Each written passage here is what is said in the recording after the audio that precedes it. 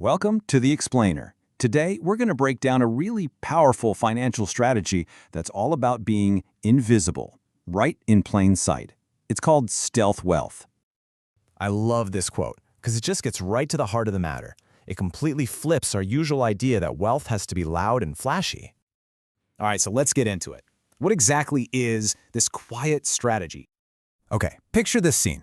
You're at the airport, right? And you see someone who looks, well, like they don't have a dime to their name. Flip-flops, an old backpack, flying coach. But here's the thing. That person could easily own 3 companies. And that, right there, is the whole idea of stealth wealth in a nutshell. So what are we really talking about? Put simply, stealth wealth is a strategy. It's a choice you make to keep your finances private. Why? To dodge unwanted attention, to lower your risks, and believe it or not, to even cut your costs. It's not about hiding, It's about being in control. Now, it's really important to get this straight.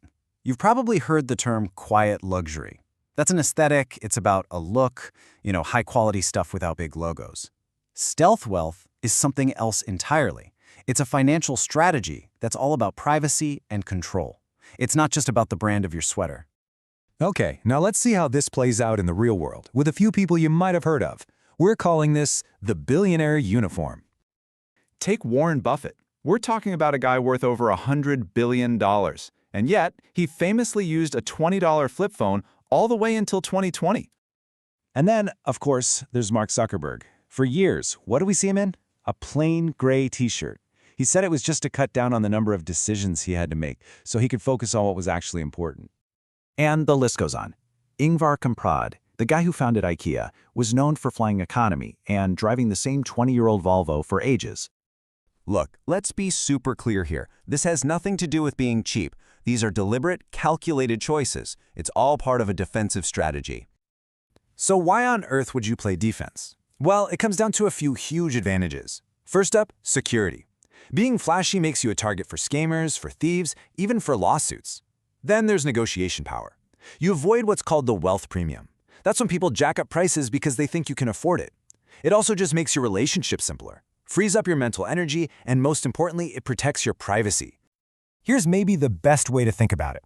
It's like financial camouflage. Just like an animal in the wild, blending in helps you avoid predators. And those predators could be anything from actual scammers to just unnecessary drama. But this brings up a really tricky question, right? This is a knowledge gap for you to think about. Where exactly is the line between being smart with your financial privacy and just being unhealthily secretive, especially with the people you love? Okay, so we've got the what and the why. Now let's talk about the how. This is your stealth playbook. First, we have to understand a psychological trap that this strategy helps you sidestep completely. It's called the Diderot Effect. So this philosopher Diderot gets his beautiful new robe, but then all of a sudden, his old chair looks kind of shabby next to it. So he buys a new chair. Then his desk looks old, so he buys a new desk. You see where this is going? That one single upgrade started a whole cascade of spending. So what's the game plan? Well, it's laid out pretty simply here. You want to do this. Live below your means. Buy fewer but better things. What you want to skip is stuff like performative, fake poverty. That's not the goal.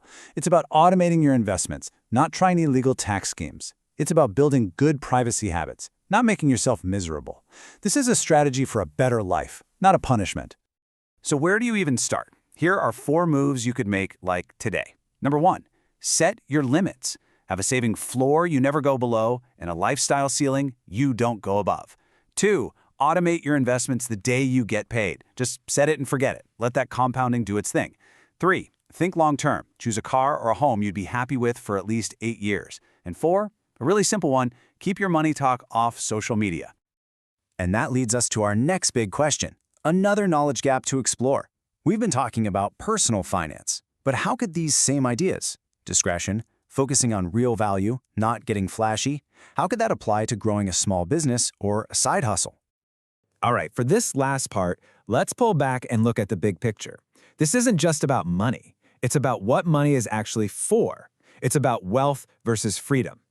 Because here's the paradox. When you have very high visibility wealth, it can actually trap you. It can build what the source material calls a golden cage. You might have all the money in the world, but you have zero freedom to just live a normal life. And if you want a perfect, kinda heartbreaking example of what that cage feels like, get this.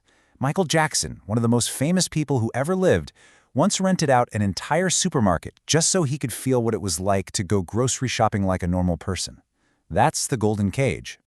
And that really is the whole point, isn't it? The goal here isn't to hide your money from the world. It's to use your money to fund your freedom. Freedom from what other people think, freedom from being a target, and just the freedom to live your life exactly the way you want to. So that leaves us with one final big question. And this one is all about you. If you take away all the brand names, all the social media flexing, all the noise, what does a truly rich life, defined by your own values and your own freedom, what does that actually look like for you?